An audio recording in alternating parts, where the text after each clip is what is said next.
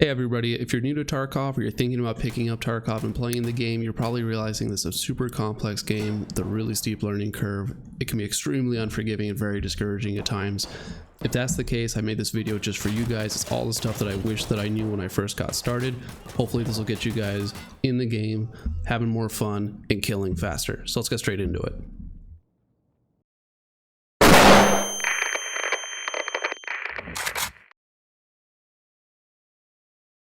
Alright, so when you're ready to load out, the first thing that we need to understand here is when you click Escape from Tarkov, in order to get the game started, you have two options here.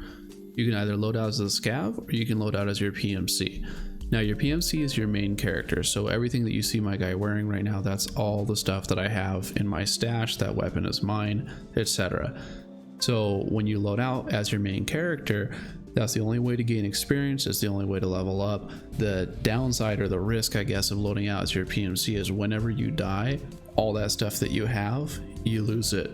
Now if you've got a buddy that picks it up, or you might have insurance or something along those lines, you can get some of that stuff back, but for the most part it's kind of a loss. It's a lot of risk running as PMC. So what they offer is Scav. The Scav lets you load out and basically play as an AI, so you can walk in between all the other AI on an online raid with people playing as PMCs and other people playing as Scavs. Now the reason that you want to do this is because when you play as Scav, if you die, yes, you lose whatever that you have, but it wasn't really yours to begin with, so it's kind of a no risk way of getting to be able to get into the game and practice. It's always a random loadout, so you never know what you're gonna get. Thankfully this time around I've got an 8R, and it looks like my guy's got a decent vest on that I'll take if I escape. So when you're first starting out, I always highly recommend play as Scav on your first raid. That way if you die, you don't actually lose any of the stuff that they start you off with when you first get the game. And then anybody that you kill, any of the stuff that you pick up, that's all yours. Anything that you escape with, you get to keep. But again, if you die, you know, it's not a big deal, no risk. You didn't lose anything that was actually yours to begin with. I highly recommend though that when you jump in there and you play as Scav, don't go rush everything just because it's no risk. There is a cooldown timer, so once you play as Scav, by the time you get back out, you're probably gonna have another 15-10 minutes at least to wait before you can load out as Scav again. Don't just take it for granted, still play it seriously. But the Scav is a great way to build up your inventory so that you can kit out your PMC and go out there with the right stuff. The other thing that you really want to do with the Scav too, and the reason that you don't want to just rush out there, is you guys will notice it says that my character is heavily wounded on my PMC. So when you die in Tarkov, or if you escape with low health, that low health follows you. So this last raid, I died, and my guy, I can either choose to use my medical supplies, which I'll go over in just a second here, or I can let him just sort of sit essentially while I play Scav, and he'll slowly heal himself outside the raid. But you don't want to just assume that you can just keep rerunning PMC or just bum rush with Scav, because there's consequences to dying on both. One tip I do have for you while you're playing and you're first starting out, if you see your Scav and he's got a good gun that you want to keep, one of the easiest things that you can do is go to factory and immediately escape. It's kind of a cheap thing to do, but every now and then you see your Scav load out with a gun that you really want, and it's something that you don't already have, and you have, you know, nothing in your stash because you're just starting out. I've many times just had to eat the timer because I saw my guy loading out with a decent gun and I didn't want to risk dying as a Scav. I just wanted to grab it and get out, so I had it with my PMC. So don't have any shame in that. Alright, next thing is the health system in Tarkov. The health system in Tarkov is getting more and more complex. So like I just talked about, if you die or you escape with injuries from the raid, it's not like most other games where once the game's over, you're instantly back to full health. Tarkov follows you, it never forgets. If you look at the health system in Tarkov, you'll notice that you have these little symbols right here. So this is what I was talking about before, where everything regenerates while you're off raid. So a lot of this stuff isn't in use right now, like your body temperature, radiation, poisoning, etc. What is in use is your health, your hydration, and your energy. So since you have health, hydration, and energy, let's talk about what these do real quick. So health, pretty straightforward, right? If it goes to 0, that's bad. Your hydration if you're bleeding, so you get shot and there's a bleeding indicator, which I'll show you guys in a minute, your hydration drops rapidly while you're bleeding. Or if you just play a really long raid, your guy will run out of hydration, and what'll end up happening is you either need to get some sort of liquids in your guy. Your screen will start to have a like one of those little soapy filters over it, so it makes it harder to see. Your guy can't run as long, and you'll eventually die of dehydration. Even if you have a good amount of health, you can still die just from the dehydration. The energy, on the other hand, so you can carry food with you, and that'll help replenish your energy, or certain items like colas and stuff. Those will replenish your energy. But what's really important about the energy is that if you ever run out of energy, what it'll do is it'll basically slow down all of your movements, all of your reloads, etc. Those will just come at a decrease. As far as I'm aware, you can't die from the energy, but you can die, like I said, from dehydration or from your health hitting 0. Next thing with the health system, so you have different health bars for different limbs. Now, what can end up happening is if you get shot in the leg, you can end up bleeding from your leg. You can just take damage to your leg. You can have a fractured leg like I have right now. This little symbol right here means it's fractured. If your leg is fractured, you're gonna end up hobbling.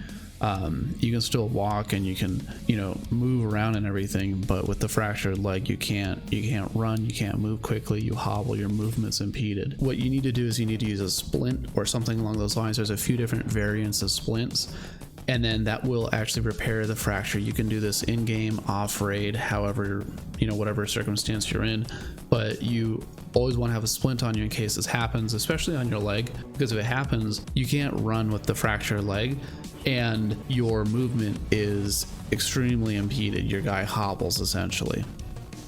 Now, what you can do instead is, if you don't have any splints, you can use a painkiller, and then you'll basically ignore the pain. But if you try running, your guy ends up screaming and it wears off pretty quick. So that's how the fractures affect you. And this is the symbol. It just kind of looks like a broken bone. There's one other symbol I'll show you guys here in just a second that will show that you are actively bleeding. If you're actively bleeding, you'll basically just be losing insane amounts of hydration and health very quickly until you heal yourself up. There's multiple different types of bandages in this game. This is one of them, the Salewa kit, and essentially you just use it, it'll heal it up and it bandages up the wound. So if you get shot in this game, you can just outright take damage. You could have maybe a vest absorb all damage, and you'll feel the hit, but there's no actual damage done to your body because your vest absorb it. You can have very low damage, but it fractured your bone. You can get hit bad enough to where you're bleeding and fractured. There's a lot of different possibilities. You have to kind of pay attention when you get hit to what actually ended up happening to you. Did your armor absorb it? Did you get a fractured leg? Are you bleeding? Or is it just a through and through and you just lost some health? Okay, so the next thing in Tarkov is the trading and bartering system. So if you click on trading right here, you'll see that there are 8 different traders. Each one buys and sells different items, and they all have quests, but some of them you can't unlock until later. So when you're first starting out, one of the first things that I highly recommend that you do is just come into all these different traders, get a feel for what it is that they sell, see what some of the prices are, and then go into their tasks and start activating all of the tasks. That way you can just get that stuff started, so that while you're playing, if you end up accomplishing or picking up some of the things as you're going, you've already got it activated. The next thing that I really highly recommend is that you go into all the different traders and you find items like this that are unknown to you and start examining them all. The reason for this is because when you're out on the raid, if you pick up some of the stuff and it turns out that it's like a vest or a backpack or something along those lines that you want to pick up because you need to get up off this dead body and get out quick, you don't want to be sitting there trying to examine the item in the middle of an empty room because you never examined the items or you don't know what it is before you're able to put it on. So come through here and just start examining every item that you see that's unknown. It'll take you a little bit. You'll start getting a bunch of annoying pop-ups down here that tell you to go look in your handbook and look at all the different things that you've examined. But you definitely don't want to, like I said, be out in the raid and just basically get caught with your pants down because you're trying to put on some guy's armor that you've never examined. So definitely come through here and examine everything. Now, the way that you examine things is one of 2 ways. So you can right click and click examine, which is how I did it for the longest time. The other way, which is significantly faster, and will make your life so much easier is if you just click down on the scroll wheel or the middle mouse button. If you click down on it, it's just a quick examine. Saves you so much time. I can't tell you how many times I've been in the middle of a raid when I first started out and I didn't know that that was there, and I would click the right mouse button in order to examine, and I would mistakenly hit inspect. Next thing you know, I've got this pop-up window right here while I'm trying to put a backpack on, and next thing you know, I've died. So definitely run through all the things that you have that are not examined and examine them all before you really jump in. All right, so one of the next really important things about Tarkov is that you're not bound to the traders. You do have a flea market up here that you can use, and I highly recommend searching for everything that you want to buy through the flea market. A lot of the traders, in order to up your reputation with them, you need to spend money with them, which counts as buying and selling towards them. But when you're trying to buy stuff, you don't want to be shelling out extra money to these guys that when you're starting out is hard to come by, just because you want to, level something up down the line. Just sell your stuff to them. Don't buy that stuff from them. Go to the flea market for it. So for example, right here you can buy a 7.62 by 39mm PS ammo from Prapor for 87 rubles. If I go to the flea market and I search for that same ammo, 7.62 by 39mm PS, this guy is selling it for 75 rubles, and he's got 269 rounds, which is more than enough for me just to kind of get started. So always check the flea market whenever you're going to buy something. There's always someone who's found that item that's looking to undercut one of the dealers. So always check here first before you actually buy it from the dealer, and don't get caught up in just buying it direct.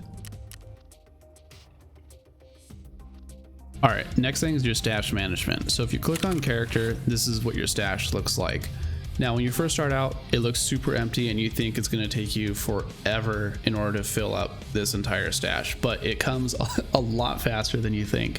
And what's really important is that you find some level of organization for yourself. So I always try to keep all of my medical supplies and just kind of like random trading things down here. And then I sort of try to like line all of my rifles with sort of the nicer stuff down near the bottom, and then move some of my more normal kind of take it out if I'm not feeling too hot sort of things up at the top.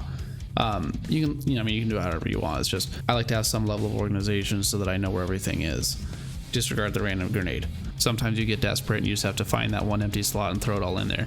Now the next thing that you will notice is when you start to fill up your stash, space gets really tight. So you'll see that I've got a bunch of guns here that show that they are essentially just unable to be used, that are highlighted red because they're not functioning. Now the reason that they're not functioning is because I took a couple parts off of them so that they would take up less space. So this FAL right here, this is a really big offender. This is just a massive gun. It takes up, what is this, 6x2 slots, but I've condensed it down to take up a 6x1 slot, and then the compartments that I took off of it, or I'm sorry, the pieces that I took off of it are only taking up an additional 3. So I've essentially gained 3 extra slots by disassembling the weapon. And what I took off of it is the pistol grip and the magazine. So if I attach these guys both on, which I'm gonna have to move them over here to make space for me to do it, you'll see that it will dramatically increase the size. Now it doesn't seem like that big of a deal, but when you're seeing stuff like me throwing a random grenade in the single cell that I could find, you're tight on space. So double click on your gun, find the magazine first, right click on it, hit unequip, and then do the same thing with the pistol grip, unequip, and you'll see that weapon just condensed down like that. And now you've just picked up an extra few spaces. Some guns also have folding stocks like this AKS-74U. If I unfold it by hitting right click and then unfold, I can't right now because this gun's in the way, but it'll extend it back out another 2 spaces. So fold up every gun that you can when you can. Also, try to use rigs like this, for instance. So you'll see this one takes up 3x2 squares, but when you open it up, it's a 4x2. So it's actually giving me an extra couple of spaces because now I've got that extra 2x1 slot that isn't actually being taken up in my stash. One other thing that's really big, pretty basic, but really big, is rotating items. So this rig, for instance, when I had first gotten it, it was positioned like this. I wanted to throw it in a little slot like that. So what you do is you just click and hold on it, and then you press the R key, and then it'll rotate, and you can throw it just straight on in there. And you can just rotate these guys and fit them in every single slot that you can. But my biggest tips with the stash, like I said, are disassemble guns with the pistol grips and the mags when you can in order to save a little space. Fold up your stocks. Have some level of organization just so that you know where to find everything. When I first started out, I remember finding just like random 60 round mags just in little vests sitting somewhere that I had no clue I even had. And then we went through the wipe and I lost them. So don't be like me.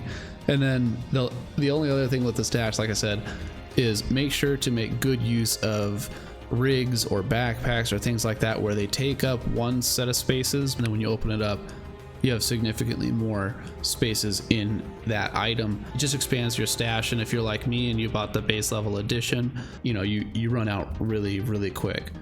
Also, last tip, I highly recommend you pick up an ammo case. This thing's fantastic. I just bought it straight from the dealer. I know I always tell you guys to go to the flea market, but he had the cheapest price at the time, but gives you tons and tons of space to store ammunition, and that's obviously key. So you never want to have to get rid of stuff because you feel like you don't have room for ammo. All right, one other really big thing that took me a little bit to figure out is when you're trying to upgrade your guns and you're trying to mod them just a little bit, add, you know, optics or anything like that to some of the AKs that you picked up while you're a scav. Once you've got them in here, it's really hard to just kind of go into the flea market or go to the dealers and just know what fits your gun. So what you want to do is while you're inside your stash, you can either double click or right click, but you've got these options here which will let you do a required search and a linked search. The required search is going to show you, you know, what items are required for this particular part or whatever to be used. It doesn't really make much sense for the gun, but you know, if you're trying to look at this scope, you can do a required search for that. But if you're just trying to see what's available for you on this gun, in general, you can hit linked search, and what it'll allow you to do is it'll pull up all the different ammo that goes to that gun. It'll show you what sorts of grips, gas box, receivers, and slides are available, mags, mounts, stocks and chassis, charging handles, sights, muzzle devices. All of these things will be compatible with your gun. That way you don't need to sit here and figure out and Google every single time what you're trying to accomplish with your gun. Just do a linked search. It'll show you what off the bat is going to be fit and compatible with your weapon just by using that linked search. It took me a really long time to realize that, but I wish someone would have told me that when I'd first started out so I could start getting some optics on some of these, because I don't really like the iron sights on some of these guns. All right, so your hideout doesn't really have any direct impact on while you're playing the game, but what it does have an impact on is, you know, more end game sort of stuff, but also how your PMC heals, regenerates, hydration, and energy outside of the raid.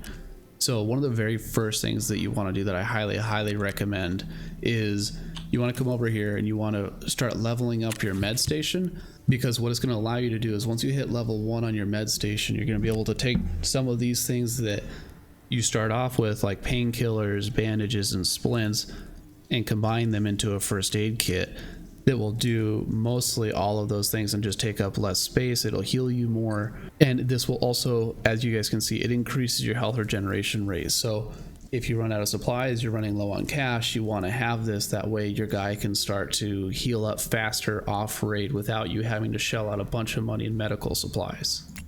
Then secondarily, you can do the heating. This guy helps out your energy. As you can see, it increases the energy rate, but honestly, I don't know, I honestly can't think of a time where I've really been playing a raid, ran out of energy, and been concerned. For me, it's always been hydration and health, and you guys can see I don't have the water collector, but I'm dying to get this thing up and running. If you ever come across something that just says hose and looks like this while you're playing starting out, save it. This thing is worth an insane amount of money right now, and it's gold to be able to increase your level of hydration while off raid. Outside of that, the hideout's a cool thing. It's definitely worth upgrading, looking into, but if you're just starting out, getting into the game, in my eyes, there's really no point in just, you know, spending too much time on this. Just get yourself in the game, start playing, start filling up that stash, and then you can start worrying about upgrading all the stuff in here. So one of the options that you have available to you is playing an offline raid. So if you click Escape from Tarkov, you select your PMC, you hit next, you pick whatever map you feel like playing and time, hit next, you can enable an offline mode. So this basically lets you play as your character. You can choose to have PvE with AI in there or not, or just have it be an empty map to run around and play the map, but if you die, you don't lose any of your stuff. Well, I see a lot of people that recommend playing this. If you're the kind of guy that plays the first level of every single game over and over until you learn how to play it, then you know this is for you. For me, absolutely not for me. I feel like if you're buying this game, you're not that kind of person. You're the kind of person that's going to want to just get out there, start playing and learn and go through that trial by fire of just dying and losing stuff. So I definitely don't recommend this outside of maybe just trying to learn what the maps are like, or if you're just trying to play with something. But if you're trying to learn to play the game and get good, I highly recommend that you just skip the offline mode and get into the game and start learning, because when you get rocked by some guy playing a Scav or some guy playing his PMC and you see the tactics that he had, that's how you're going to learn. Now, before you load out, you have the option to insure certain items on your person. So you can insure mags, you can insure your vests, you can insure your guns, and you'll see everything highlighted now is popping up over here, and it all comes with a cost. So the first thing I want to cover is how the insurance works. So if you have a gun, so let's just say I insure this AK-74 right here. If I insure it and I play the raid and I escape, the insurance stays on the gun until I die. So it's a decent investment from that standpoint. But where the insurance actually comes in is if you die while you're in raid. Now, if you die and you get killed by, you know, a Scav or a PMC or something like that, to where they do not loot your body, then after, you know, a certain amount of time, you will get that weapon or item back. So that's what the insurance is good for. If you do get it back, it's no longer insured. You have to reinsure it. The downside here, though, is if you insure something. So let's just say I spend the 10,000 rubles to insure this bad boy. I bring it into a raid, I get killed, and some other PMC or guy playing as a Scav grabs my stuff. If he escapes with my weapon, I'm out. I'm out the gun and I'm out the money for the insurance. So just be aware of that. Don't insure dumb stuff. Be smart with your money. On the other hand, also, if you have a buddy who's playing with you, you die, he grabs your stuff, he escapes with it and loads into another game with you, you've lost that insurance because someone escaped with your weapon. It doesn't know the difference between your buddies or not. So just keep in mind that's how the insurance works. Now, when you're insuring your weapons or whatever it is, you've got two options right now. So you can either insure it with Prapor, who you'll see he gives it back to you within 24 to 36 hours. Now that's real-time hours. That's not in-game hours. That's real time. Then you've got the therapist, who, if you watch the cost here, it'll go from 99.83 in rubles up to 12,977, but she returns it in 12 to 24 hours. So it just depends on what your budget is, and for me at least, more so what your gaming schedule is like. So I only play 1 day a week on Friday nights. So for me, I've got to get my stuff back in 12 to 24 hours because I break my PC down and I don't use it during the week. And if you don't retrieve your items after they've been returned through insurance after a certain amount of days, I think it's like 2 or 3 days, you will lose the weapon. So even if you spent the money on the insurance, you died, nobody picked it up, the therapist brings your gun back for you. If you don't log in here and receive it back from her within the right amount of time, which, like I said, I think it's 2 or 3 days, you will lose the gun and the money. So definitely keep that in mind. Don't forget to jump back in and get your stuff back. All right, so now I just want to go over some of the basic controls that'll help you guys be a little bit more efficient while you're playing the game and just sort of understand some of the more nuanced things that you can do. So first, one of the real basic things, while you're aiming down sight, if you click on Alt, your guy will hold breath. So if you see my scope swaying right now, you guys will see exactly when I press the Alt button. Next is if you press B as in Bravo, it switches your firing mode. So if you press B, you'll get a little indicator down here at the bottom right that'll tell you full auto, single fire, whatever it is. Now, pressing B actually changes it, but what's really important as well is checking it, how to check the firing mode. If you press Alt and B at the same time, your guy will tilt the gun like that so you can look at what your firing mode is. This is super important because if you're ever in that room and you hear someone on the other side of the room and you're not quite sure which firing mode you're in because you just forgot, you need to be able to remember how to check, because if you toggle that audible sound of switching firing modes and that guy's paying attention, he will hear that click and he'll know you're around the corner. So you want to remember how to be able to check your firing mode as opposed to just switching it every single time just to see what it was on.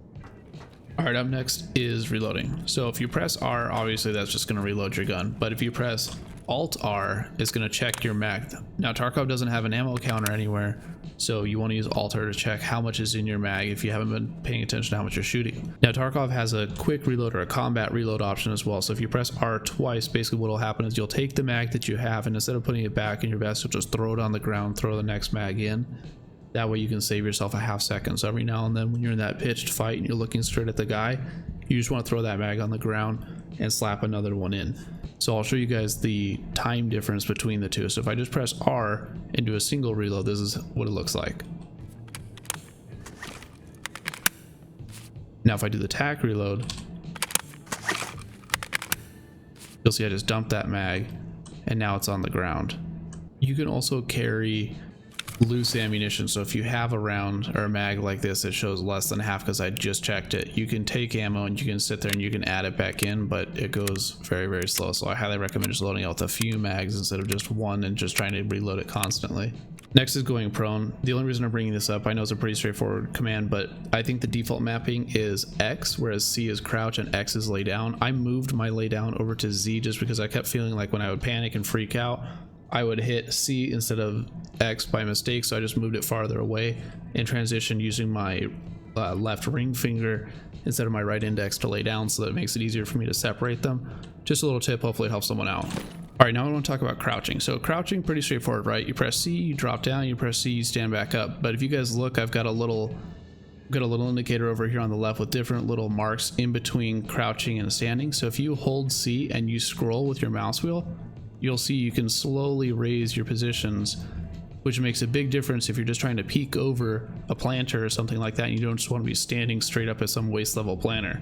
If you press O, it'll show you how much time is left in the raid up at the top right. If you double tap O, it'll show you your different extraction points that are available. So for me, I've got Cellars, Gate 3, and Gate 0. Every now and then you'll see some of your extracts have question marks on it. It means it's not a guaranteed available extract. Whenever you're looting items, you guys, if you've ever seen any of the streamers, and you'll see they just hover over these things and they just suddenly appear in their inventory without them having to click and drag it. What they're doing is they're holding control and then clicking. They'll automatically throw whatever it is into your bag or into your vest. Now, if any of the items that you are seeing in here are like a weapon or a helmet that you wanted to put on, if you hold Alt and click, it will auto equip it right away. Using the control click and the alt click will help save you guys a bunch of time and hopefully, you know, keep you from dying a couple times. One of the last things to talk about here is your alpha container. You can access it here in raid, or you can access it while you're in your stash.